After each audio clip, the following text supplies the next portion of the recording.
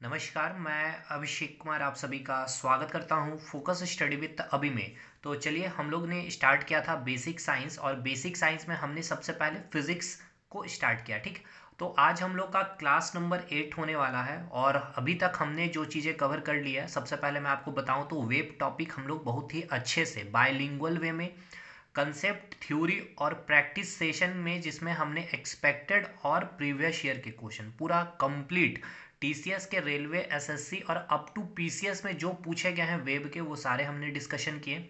फिर हमने सिक्स्थ और सेवन्थ लेक्चर में इलेक्ट्रोमैग्नेटिक वेव, ठीक है ना, वैद्युत चुंबक के तरंग को हमने कवर किया, पूरा थ्योरी, पूरा कंसेप्ट वाइज जितनी भी चीज़ें थी हमने बहुत ही अच्छे से कवर किया। और आज इलेक्ट्रोमैग्नेटिक वेव्स का प्रैक्टिस सेशन होने वाला, ठीक है।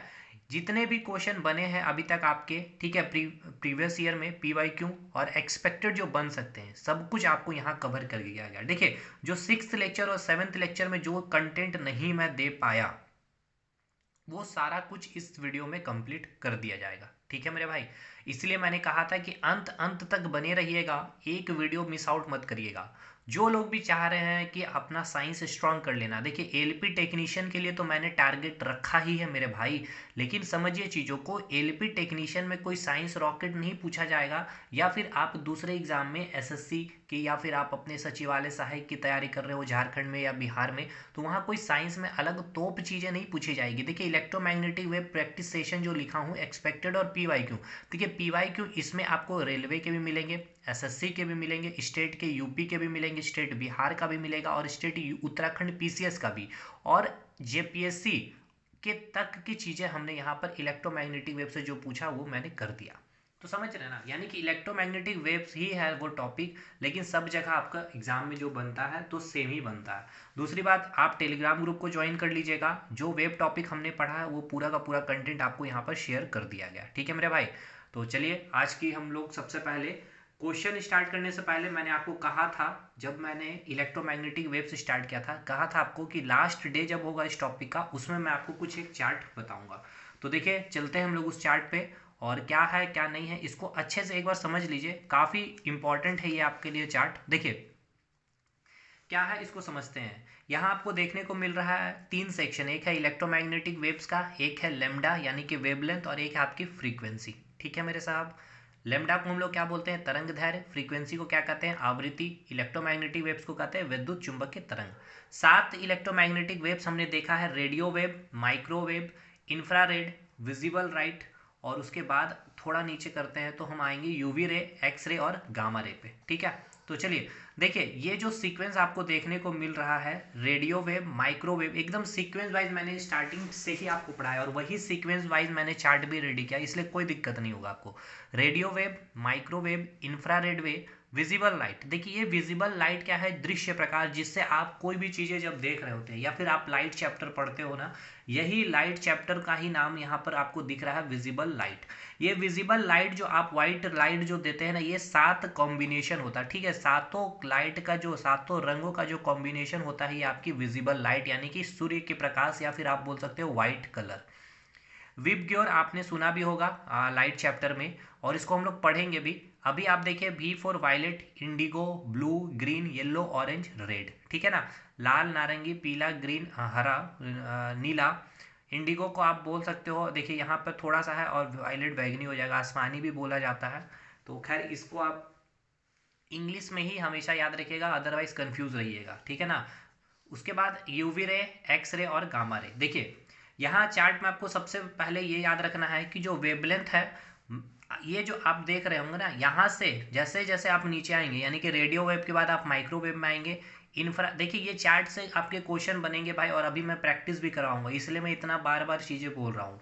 जैसे जैसे आप नीचे आएंगे, ठीक है ना, इंफ्रारेड में आएंगे, ठीक है, या फिर विजिबल लाइट में आएंगे, या फिर यूवी रे में आएंगे, या फिर एक्स रे में आएंगे, या फिर गामा रे में आएंगे, तो देखिए वेवलेंथ की वैल्यू सबसे मिनिमम किसकी है, गामा रे की, और मैक्सिमम किसकी है, तो रेडियो वेव की है। वेवलेंथ की वैल्यू मतलब ऊपर से जैसे जैसे नीचे आप आएंगे, यानी कि ऊपर से नीचे आएंगे तो वेवलेंथ की वैल्यू क्या होगी, घटेगी। ठीक है, वही जस्ट अपोजिट फ्रीक्वेंसी में क्या देखने को मिलता है कि फ्रीक्वेंसी की वैल्यू ऊपर से नीचे आने पर क्या होती है, इंक्रीज होती है। ठीक है ना। देखिए मैक्सिमम हो गए गामा रे की, तो क्या है, अगर गामा रे का पूछा जाए तो वेवलेंथ मिनिमम होता है, फ्रीक्वेंसी मैक्सिमम होगा। देखिए क्वेश्चन कैसे बनेगा, अब उसको समझ लीजिए। क्वेश्चन आपसे पूछा जाएगा कैसे, आपको ये डायरेक्ट नहीं पूछेगा।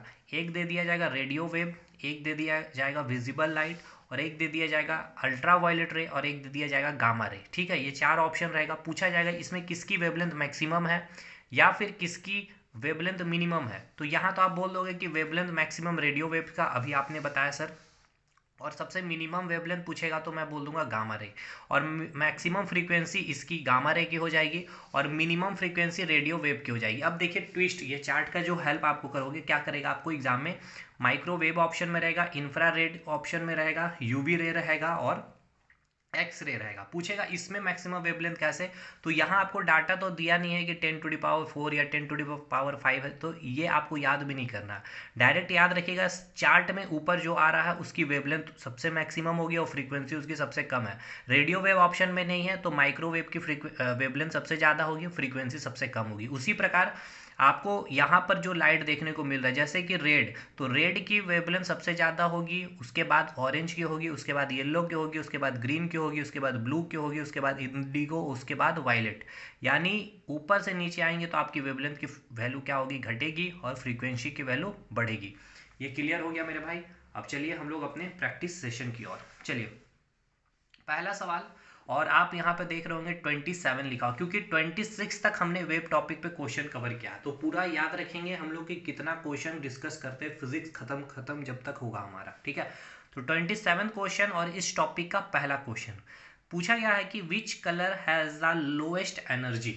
आपसे बहुत ही अच्छा सवाल ये पूछा है। ठीक है, और जो लोग क्लास अटेंड किए हैं ईमानदारी पूर्वक, वो आप लोग सभी इसका सही जवाब दे भी रहे होंगे। देखिए आपसे पूछा गया है कि किस रंग की ऊर्जा सबसे कम होती है। हमने कहा था, एक रिलेशन आपको बताया था एनर्जी का। ठीक है ना, एनर्जी का हमने क्या बताया था कि एनर्जी जो होती है आपकी डायरेक्टली प्रोपोर्शनल होती है फ्रीक्वेंसी की, और इन्वर्सली प्रोपोर्शनल होती है आपकी वेवलेंथ की। ये आपको याद भी होगा, अगर जो लोग भी क्लासेस अटेंड किए हैं, सारा क्लासेस अटेंड करिए, लिंक डिस्क्रिप्शन बॉक्स में फिजिक्स प्लेलिस्ट के नाम से आपको सारी चीज़ें मिल भी जाएगी। तो देखिए हमें पता है क्या, रेड, येलो, ऑरेंज और वायलेट, यहाँ पर आपको बताना होगा कि इनमें से किसकी एनर्जी सबसे ज़्यादा है। यानी एनर्जी ज़्यादा है, इट मीन्स एनर्जी क्या है, मैक्सिमम है। तो एनर्जी मैक्सिमम चाहिए तो लेमडा क्या होना चाहिए, मिनिमम होना चाहिए। ठीक है, तो हमें क्या पता है, अभी आपको चार्ट के माध्यम से मैंने बताया था कि यहाँ अगर कलर देखेंगे तो रेड की जो है वेवलेंथ क्या है, मैक्सिमम है। ठीक है, और वायलेट की जो वेवलेंथ है वो क्या है, मिनिमम है।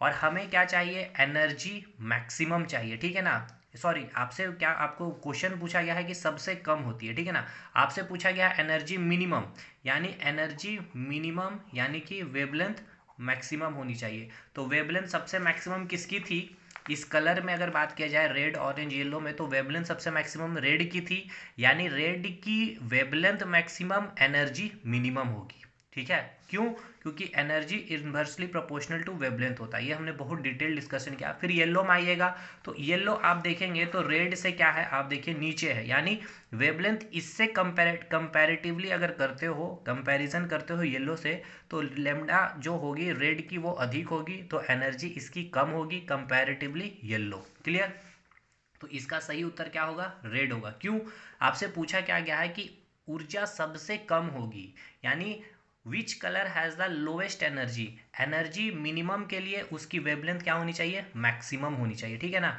एनर्जी अगर आपको लोएस्ट चाहिए मेरे भाई, तो वेवलेंथ क्या होनी चाहिए, मैक्सिमम होनी चाहिए। और वेवलेंथ यहाँ पर इस ऑप्शन के अकॉर्डिंग अगर बात कर लिया जाए तो किसकी होगी, रेड होगी। अब देखिए यही क्वेश्चन आपके एग्जाम में क्या करेगा, यहाँ पूछ लेगा which one have the highest energy या फिर लोएस्ट एनर्जी। यहाँ दे देगा microwave, radio wave, infrared, visible light, कुछ भी। तो ये चार्ट आपको भी मैं जो बताया उसके हेल्प से आप सारा क्वेश्चन बना लेंगे। एक और अच्छा सवाल की ओर हम लोग चलते हैं, बहुत ही अच्छा सवाल ये आपके पूछा गया है, पीसीएस का यही ये सवाल पूछा हुआ। देखिए पूछा क्या गया है क्वेश्चन में कि मैच द फ्लोइंग। ठीक है, इधर आपको इलेक्ट्रोमैग्नेटिक वेव्स दे दिया गया है और इधर आपको उसके यूजेस दी गई है, और ये हम लोग बहुत अच्छे से क्लासेस कवर भी किए हुए हैं। चलिए देखते हैं कितने लोग इसका सही जवाब देते हैं। पहला पूछ रहा है रेडियो वेव। तो मुझे ये बताइए रेडियो वेव का हम लोग कहाँ इस्तेमाल करते हैं। तो रेडियो वेव का जो हम लोग इस्तेमाल करते हैं कहाँ यूज़ करते हैं, रिमोट में यूज़ करते हैं, ठीक है, यानी कि जो स्विच ऑन करते हैं या स्विच ऑफ करते हैं उसमें यूज़ करते हैं, ठीक। या फिर आप रेडियो वेव का इस्तेमाल रडार सिस्टम में करते हैं, या फिर आप रेडियो वेव का इस्तेमाल सेल्यूलर फोन्स में करते हैं, या फिर आप रेडियो वेव का इस्तेमाल मेडिसिन टू डिस्ट्रॉय सेल, यानी कि जो कैंसर की कोशिकाएं होती हैं उनको नष्ट करने के लिए। तो देखिए कहीं ना कहीं आपको याद आ रहा होगा जो कैंसर की जो कोशिकाएं को नष्ट करने के लिए जो हम रेडियो एक्टिव एलिमेंट यूज़ करते थे कोबाल्ट 60, और जो था आपका कौन सा, वो गामा रे था। मतलब सीक्वेंस वाइज में बात की जाए तो गामा रे के लिए फोर्थ ऑप्शन, मतलब ये जो होगा मैच द फ्लोइंग सही होगा। यानी कि लास्ट अब देखिए यहाँ पर ऑप्शन कहाँ मिल रहा है फोर्थ में, तो आप एक तो ऑप्शन सी मिल रहा है और एक ऑप्शन बी मिल रहा है और एक ऑप्शन सी मिल रहा है, ठीक है। ये भी फोर्थ है लास्ट में और ये भी फोर्थ सीक्वेंस में लास्ट है, ठीक। अब बात करते हैं हम लोग इंफ्रारेड वे की बात की जाए, ठीक है। कहीं ना कहीं आपको याद आ रहा होगा सर, क्या याद आ रहा होगा आपको कि इंफ्रारेड की बात हमने की थी रिमोट वाले चीज़ में। आपको थोड़ी सी भी चीज़ें अगर याद आ रही होगी तो बताइए, याद आ रहा। हमने बताया था ना इंफ्रारेड हम लोग जो रे जो निकलता है आप जो टीवी रिमोट यूज़ करते हैं, ये हमने बताया था कल। तो दूसरा आप देखेंगे कौन आ रहा, फोर्थ के बाद में दूसरा नंबर आना चाहिए, मतलब तीसरे नंबर पे आना चाहिए। मतलब तीसरा नंबर में कौन सा आना चाहिए, टू आना चाहिए। तो चलिए देखते हैं टू कहाँ है आपके तीसरे नंबर पे। पहला तो अच्छा चलिए, पहले तो गामा रे हमने देख लिए, फोर्थ ऑप्शन में ये सही है, ठीक है मेरे भाई। उसके बाद हमें बात करनी थी किसकी, इंफ्रारेड। इंफ्रारेड की अगर बात कर ली जाए तो तीसरा में आना चाहिए आपका दूसरा ऑप्शन, सॉरी दूसरा मैं बोल रहा हूँ भाई, रिमोट सेंसिंग है ना, ये पहला ऑप्शन आना चाहिए, वही मैं सोचूं, ये रहा पहला ऑप्शन, बिल्कुल सही है। फिर आपका फोर्थ है। अब ये दोनों में से डिसाइड करते हैं। चलिए बात करते हैं रेडियो वेव। क्या आपको याद आ रहा है रेडियो वेव का बारे मैंने आपको बताया था, रडार सिस्टम के बारे कुछ चीज़ें आपको याद आ रही है, यानी कि पहला में कौन आना चाहिए, तीसरा नंबर आना चाहिए, तो बिल्कुल आ रहा है। माइक्रोवेव की बात कर ली जाए तो आपको याद आनी चाहिए माइक्रोवेव। सेल्यूलर फोन्स मैंने आपको सॉरी सेल्यूलर फ़ोन मैंने आपको नहीं बताया था, याद आ रहा आपको, मैंने नहीं बताया था। जी बिल्कुल मैंने आपको नहीं बताया था। एक चीज़ गलती हो गया, क्या गलती हुआ देखिए, माइक्रोवेव का जो वेव निकलता है हम लोग किस में यूज़ किए थे, रडार सिस्टम यूज़ किए थे, ठीक है। तो ये देखिए रडार सिस्टम दूसरे नंबर पर आएगा। और एक मैंने जो नहीं बताया था ये रेडियो वेव, और देखिए इसको अभी नोट डाउन करिएगा। रेडियो वेव जो है आपका इस्तेमाल किया जाता है सेलुलर फ़ोन में, मतलब मैच द फ्लोइंग में रेडियो वेव का अगर पूछेगा तो सेलुलर फ़ोन आएगा, यानी कि पहला में कौन आएगा, तीसरा आएगा, ये देखिए तीसरा आया। माइक्रोवेव कहाँ, तो रडार सिस्टम में दूसरा नंबर, ये सीक्वेंस सही चल रहा है अभी तक। इंफ्रारेड टीवी रिमोट में, यानी पहला ऑप्शन, यानी कि ये भी सही चल रहा है अभी। और लास्ट गामा रे जो होता है कैंसर के लिए, यानी कि ऑप्शन नंबर आपका जो है सी सही जवाब होगा इसका, ठीक है, समझ गए। यानी एक पॉइंट केवल आप नोट डाउन करिएगा, जो सेलुलर फोन्स में, ठीक है ना, जो वेव की इस्तेमाल की जाती है, या फिर कौन सा वेव का हम यूज़ करते हैं सेलुलर फ़ोन, आपके एग्जाम का ये पूछा गया सवाल है ग्रुप डी में ही। तो याद रखिएगा रेडियो वेव, ठीक, बस इतना आपको ये सवाल में आपको काम करना है।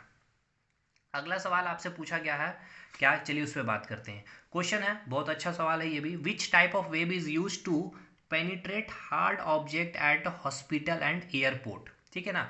पूछ क्या रहा है कि ठोस वस्तुओं को छेद करने के लिए, ठीक है, भेदने हेतु अस्पताल में, ठीक है, जो भी अस्पताल में जो ठोस वस्तु है या फिर हवाई अड्डे में, ठीक है ना, उस पर जो छेद करनी होती है या फिर उसको पेनिट्रेट करने के लिए हम किस वेव का इस्तेमाल करते हैं, तो इसको आप याद कर लें, एक्सरे, ठीक है ना। इसको आप नोट डाउन करेंगे मेरे भाई। चलिए सर अगले सवाल पे हम लोग चलते हैं। अगला सवाल हमारा जो होगा 30 नंबर का। चलिए 30 नंबर पे हम लोग बात करते हैं अब। 30 नंबर भी अच्छा सवाल है। क्वेश्चन पूछा गया है कि विच of the flowing electromagnetic wave has the shortest wave length, यानी कि निम्नलिखित में से किस विद्युत चुंबक के तरंग की जो तरंग दैर्घ्य है वो सबसे कम होगी। अब आपको पता है हमने बताया था तरंग दैर्घ्य ऊपर से नीचे आने पे क्या होता है, घटता है, और फ्रीक्वेंसी की मान क्या होती है, बढ़ती है। बताइए चार्ट याद आ रहा है आपको, सबसे ऊपर हमने क्या रखा था, रेडियो वेव को रखा था, देखिए अगर नहीं याद आ रहा तो देखते चलिए। रेडियो वेव, फिर हमने क्या रखा था, माइक्रोवेव, इंफ्रारेड, फिर विजिबल लाइट, फिर यूवी रे, एक्सरे और गामा रे। देखिए क्लास में ही पूरा याद करना है, घर में बैठना नहीं है हमें फिर याद करने के लिए। मैक्सिमम, और फिर नीचे आएंगे तो घटते चलेगा, फ्रीक्वेंसी ऊपर से नीचे पे बढ़ता है। यानी ऑप्शन पे अगर आए तो बात किया जाए, यहाँ से पूछा गया है कि शॉर्टेस्ट, ठीक है ना, वेवलेंथ, यानी कि मिनिमम वेवलेंथ किसकी होगी, तो वेवलेंथ ऊपर से नीचे आएंगे तो घटेगा, तो नीचे में कौन होगा आपका, गामा रे, ठीक, सही है जवाब है इसका। 31 पूछा गया है क्या कि dash are harmful radiation emitted by the sun, ठीक है ना। सन के द्वारा जो भी हार्मफुल इमिट किया जाता है रेडिएशन या फिर जो उत्सर्जित की जाती है हानिकारक विकिरण क्या है, तो आपको पता ही होना चाहिए वो क्या है, आपकी यूवी रेडिएशन है। इजी सवाल है ये। 32 सेकंड क्वेश्चन जो है, which of the following type of light carries a signal from from a television remote to the device it control. देखिए ये सवाल भी कई बार पूछा गया सवाल है, इसलिए मैंने ले लिया, हालांकि इजी सवाल है ये। क्या पूछ रहा है आपसे, ये पूछ रहा है कि हिंदी वाले कि किस टाइप की, ठीक है ना, लाइट जो कैरी करती है, जो सिग्नल देती है रिमोट सेंस से, ठीक है ना, टीवी वाले रिमोट से जो सिग्नल निकलती है वो कौन सी रे होती है, तो आप क्या कहेंगे, इंफ्रारेड यानी कि अवरक्त किरणें। ये बहुत बार हमने आपको क्लासेस में आपको डिस्कस कराया था, तो ये उतना हम लोग इस पर डिस्कशन नहीं करेंगे अभी। अब देखिए ये जितना आया हुआ ना वो सब कुछ हम यहाँ रख दिए, अब बाकी सारा रिपीटेड है तो मैं उसको रिपीटेड क्वेश्चन नहीं लिया हूँ, ठीक। द कलर ऑफ स्टार, देखिए बहुत अच्छा सवाल, ये बहुत अच्छा सवाल, मुझे लगा था ये एसएससी का पूछा हुआ सवाल है और ये मैक्सिमम स्टूडेंट्स नहीं बना पाए थे। द कलर ऑफ स्टार, जो आपको कलर दिखती है स्टार की, ठीक है, तारे की, वो आपको क्या बता रही होती है, गिवन इन्फॉर्मेशन अबाउट, किसके बारे इन्फॉर्मेशन देती है, एनर्जी के बारे, साइज के बारे, बोथ या फिर नन। तो इसके बारे हमने बहुत डिटेल डिस्कशन किया है क्लास में, इसको जाकर देखिएगा क्लास जो हमने डिस्कशन किया था टॉपिक को। अगला सवाल जो है आपसे पूछा गया है कि एग्जाम्पल ऑफ लॉन्गिट्यूडनल वेव, जो आपको देना है क्या कि एग्जाम्पल देना है longitudinal wave in gaseous medium में। अनुदैर्ध्य तरंग जो गैसेस माध्यम में, इनमें से कौन उदाहरण है, heat wave, radio wave, electromagnetic wave या फिर साउंड वेव। क्वेश्चन समझ में आ रहा है जी। देखिए ये सब क्वेश्चन एग्जाम में ना गलती करके आइएगा आप लोग। रीज़न क्या है ना, रीज़न ये है कि ये कंसेप्ट खोजता है। कंसेप्ट मतलब क्या कि आपको कितना कंसेप्ट क्लियर है लॉन्गिट्यूडनल वेव के बारे में, ठीक है ना। देखिए हमने आपको बताया था एक चीज़, क्या बताया था, एक चीज़, दो चीज़ बताया था हमने। एक बताया था मैकेनिकल वेव, ठीक है, एक बताया था हमने इलेक्ट्रोमैग्नेटिक वेव, ठीक। ये कैसी वेव होती है, ये ट्रांसवर्स वेव होती है, और ये लॉन्गिट्यूडनल और ये ट्रांसवर्स दोनों होती है। देखिए लॉन्गिट्यूडनल और ट्रांसवर्स वेव में हमने क्या बताया था, ये सॉलिड और लिक्विड में क्या करते हैं, प्रोड्यूस करते हैं। और लिक्विड में भी हमने क्या बताया था, केवल ऊपरी तल पर, ठीक है ना, ऊपरी तल या फिर ऊपरी सतह या फिर अपर लेयर में। और जो ये लॉन्गिट्यूडनल वेव है ये सॉलिड में भी फ्लो करती है, लिक्विड में भी और गैस में भी। अब क्वेश्चन क्या पूछा गया है कि अनुदैर्ध्य तरंग, यानी कि ये लॉन्गिट्यूडनल वेव की बात की जा रही है, इसके बारे में बात की जा रही है। पूछा गया क्या है कि अनुदैर्ध्य तरंग जो गैस के माध्यम में भी, देखिए यहाँ तो गैस के माध्यम में सिंपल सी बात है, ट्रांसवर्स वेव तो गैस माध्यम में ये जनरेट ही नहीं होती है, प्रोड्यूस ही नहीं होती है, इसलिए यहाँ तो पहली बात तो ये चीज़ क्लियर हो गया कि अनुदैर्ध्य तरंग है, और ये लिख भी दिया। गैस के माध्यम में कौन होगा, तो देखिए हीट वेव, ये कैसा वेव है, एक इलेक्ट्रोमैग्नेटिक वेव, इलेक्ट्रोमैग्नेटिक वेव यानी कि ये ट्रांसवर्स हो गया, ट्रांसवर्स गैस में नहीं होगा, ठीक। रेडियो वेव ये कैसा है, इलेक्ट्रोमैग्नेटिक वेव, वो कैसा होता है, ट्रांसवर्स होता है, ट्रांसवर्स क्या होता है आपका, गैस में नहीं होता। आपसे पूछा क्या गया, गैसियस मीडियम में, ठीक है ना, गैसियस मीडियम में आपसे पूछा गया है। आइए इलेक्ट्रोमैग्नेटिक वेव ये भी नहीं होगा, क्योंकि ये भी क्या है आपका ट्रांसवर्स वेव है, और ट्रांसवर्स वेव गैस में नहीं प्रोड्यूस होता है, ठीक है। बचा साउंड वेव, साउंड वेव कैसा होता है, तो ये मैकेनिकल लॉन्गिट्यूडनल होता है जो गैस में भी प्रोड्यूस किया जाता है। तो इसका सही जवाब क्या होगा, साउंड वेव। बहुत अच्छा सवाल है, इजी सवाल तो है लेकिन सवाल में दम है। बताइए जी, अगला सवाल चलते हैं हम लोग 35 पे।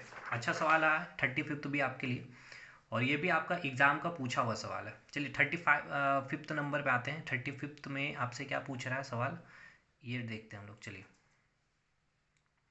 देखिए 35 में आपसे क्या क्वेश्चन पूछ रहा है कि वे तरंग जो वैज्ञानिकों को भूमि की आंतरिक संरचना को समझने में मदद करती है वो कौन सी है, ठीक है। मतलब दैट वेव, आपको उस वेव का नाम बताना है, हु हेल्प्स टू साइंटिस्ट, जो वैज्ञानिक को हेल्प करती है, to understand the internal structure of land, जो भूमि के अंदर की जो आंतरिक संरचना है को जानने में मदद करती है, वो कौन सी है, प्राइमरी वेव, सेकेंडरी वेव या लॉन्गिट्यूडनल वेव या ऑल। तो ये आपकी जो वेव होती है वो लॉन्गिट्यूडनल वेव यानी कि अनुदैर्ध्य तरंग होती है, ठीक है। अगला सवाल 36, ये देखिए, देखिए ये जो सवाल है ना ये कहाँ कहाँ पूछा, हम आपको लिखते भी, देखिए ये यूपी पीसीएस में पूछा, ठीक, फिर यूपी लोअर में पूछा आपका, फिर देखिए ये आपका यूपी बोल रहे यूके पीसीएस में पूछा है। अब इसका नंबर कहाँ आता है पता है, एसएससी में अब इसका नंबर आएगा, फिर रेलवे में आएगा, और जो नहीं पढ़ेंगे वो नहीं बना पाएंगे इस क्वेश्चन, ये भी बात है, क्योंकि किताबों में नहीं मिलेगी ये सारी चीज़ें। ये पी वाई क्यू में ही मिलेगा। अगला सवाल बहुत अच्छा सवाल, बहुत बहुत ही अच्छा सवाल। वैद्युत चुंबकीय तरंग, ठीक है ना, वैद्युत चुंबकीय तरंग के बारे में आपसे पूछा गया है, ठीक है। उसके बाद ध्वनि तरंग के बारे में पूछा गया है और जल तरंग के बारे में इनमें से कौन सा कथन सही है, मतलब राइट स्टेटमेंट आपको चूज करनी है किसके बारे में, इलेक्ट्रोमैग्नेटिक वेव, साउंड वेव और वाटर वेव के बारे में। तो क्या क्या भाई, चलिए सबसे पहले पढ़ते हैं। देखिए पहला तो आपको स्टेटमेंट दिया है कि वे परावर्तन दिखाती है। परावर्तन दिखाती है मतलब इट शोज रिफ्लेक्शन। तो भाई ठीक है, इलेक्ट्रोमैग्नेटिक वेव, साउंड वेव और वाटर वेव, क्या ये रिफ्लेक्शन दिखाएगी? तो भाई साउंड वेव से समझिए ना, साउंड वेव, साउंड आपको सुनाई कैसे पड़ती है, ये लॉ ऑफ रिफ्लेक्शन को फॉलो करती है। जैसे कि लाइट लॉ ऑफ रिफ्लेक्शन को फॉलो करती है, उसी प्रकार साउंड भी लॉ ऑफ रिफ्लेक्शन को फॉलो करती है। जब भी आप कुछ बोलते हो, ठीक है, यहाँ पर कोई ना कोई एक रिफ्लेक्टिंग सरफेस होता है, रिफ्लेक्टर होता है, ठीक है, जिससे टकराती है तब जाकर के आपके कानों पर आती है ये आवाज़, तब जाकर के आपको सुनाई पड़ती है। तो ये लॉ ऑफ रिफ्लेक्शन को फॉलो करता है, चाहे वो साउंड वेव हो, चाहे इलेक्ट्रोमैग्नेटिक वेव हो, चाहे वो वाटर वेव हो। क्लियर? यानी कि ये तो भाई सही है। राइट स्टेटमेंट अबाउट, इसमें बोला गया है, चलिए देखते हैं। फिर यहाँ बोला गया क्या है कि वे ऊर्जा का वहन करती है, दे ट्रांसफॉर्म, दे क्या करती है, एनर्जी ट्रांसफर। तो बिल्कुल एनर्जी का यहाँ ट्रांसफर होता है वेव में, ये भी सही स्टेटमेंट है। यहाँ हो सकता है कि रॉन्ग स्टेटमेंट हमें बताना था इसमें। खैर, ये वे दाब डालती है, तो बिल्कुल भाई हमने देखा है वेव में क्या कि लॉन्गिट्यूडिनल वेव और ट्रांसवर्स वेव देखा था, ठीक है ना। और जिसमें हमने देखा लॉन्गिट्यूडिनल वेव में क्या होता है, कंप्रेशन, वहाँ पे हाई प्रेशर होती है, हाई डेंसिटी। और फिर हमने देखा था रेयरफैक्शन, यानी कि विरलन केस में लो प्रेशर लो डेंसिटी। तो वे दाब डालती है बिल्कुल। वे निर्वात में आगे बढ़ सकती है। अच्छा अच्छा, और ये ऑप्शन भी यहाँ पर, अच्छा अच्छा ये ऑप्शन है, ठीक है ना। चलिए बहुत बढ़िया, बहुत बढ़िया भाई। देखिए ये भी सही बात है भाई, ठीक है, राइट स्टेटमेंट, पहला भी सही है, दूसरा भी सही है, तीसरा भी सही है, ए बी सी तीनों सही है। ए बी सी डी एक और ऑप्शन है, तो अभी हम फोर्थ में ही निकल जाते हैं।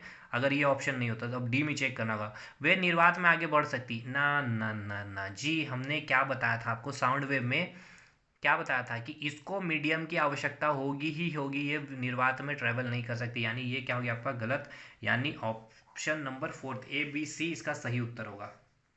ठीक है ना, बहुत अच्छा सवाल है ये। अगला सवाल, और ये आपका 37वां सवाल है। बोला क्या क्या गया कि दीर्घ रेडियो तरंग पृथ्वी के किस सतह से परावर्तित होती है। तो ये आप क्या करेंगे ना, इसको आप याद कर लीजिए, आयनोस्फीयर, ठीक है ना, आयन मंडल से इसको आपको याद ही करना पड़ेगा। आयन स्फीयर जो होता है ना, या फिर आयन मंडल जो बोलोगे, वहाँ से आपकी जो रेडियो तरंग है या फिर जो लॉन्ग रेडियो तरंग है, वहाँ से ये रिफ्लेक्ट करती है। अर्थ के सरफेस से आपसे पूछा जाएगा कहाँ से, तो आप बोलोगे आयनोस्फीयर से।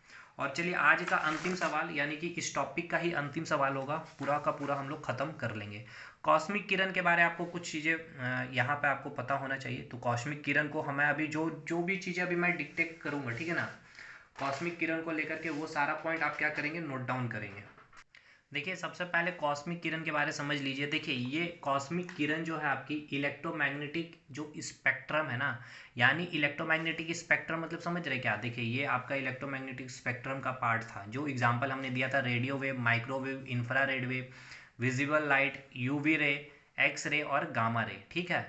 ये क्या था आपका, इलेक्ट्रोमैग्नेटिक वेव का स्पेक्ट्रम था, या फिर कह सकते हैं इलेक्ट्रोमैग्नेटिक वेव्स का पार्ट था। लेकिन ये जो कॉस्मिक किरण जो है, ये इलेक्ट्रोमैग्नेटिक वेव, पहला लिखते चलिए, ये पॉइंट आपका हो सकता है अगले एग्जाम में आपको ये ऑप्शन ही मिल जाए। ये क्या है, इलेक्ट्रोमैग्नेटिक वेव का, ये सॉरी, ये इलेक्ट्रोमैग्नेटिक स्पेक्ट्रम का, ठीक है ना, स्पेक्ट्रम का पार्ट नहीं है, ठीक है, पहला पॉइंट ये लिखिए, ठीक है। क्या आपने लिखा कि कॉस्मिक किरणें जो है इलेक्ट्रोमैग्नेटिक स्पेक्ट्रम का भाग नहीं होता है, ठीक है, कॉस्मिक रे is not a part of electromagnetic spectrum, पहला क्लियर। दूसरा, ये उच्च ऊर्जा का आवेशित कण है, ठीक है, मतलब इसकी जो एनर्जी हाई होती है, high energy and highly charge particles है, यानी भी बोल सकते हो कॉस्मिक किरण से नेक्स्ट पॉइंट क्या है कि हाई एनर्जी, ठीक है, high energy and highly charge ये होगा, ठीक है ना, ये क्या होगा, हाईली चार्ज, इसको लिखते चलिए मेरे भाई, हाईली चार्ज होगा, हाई एनर्जी, ये आपका होगा हाई एनर्जी होगा।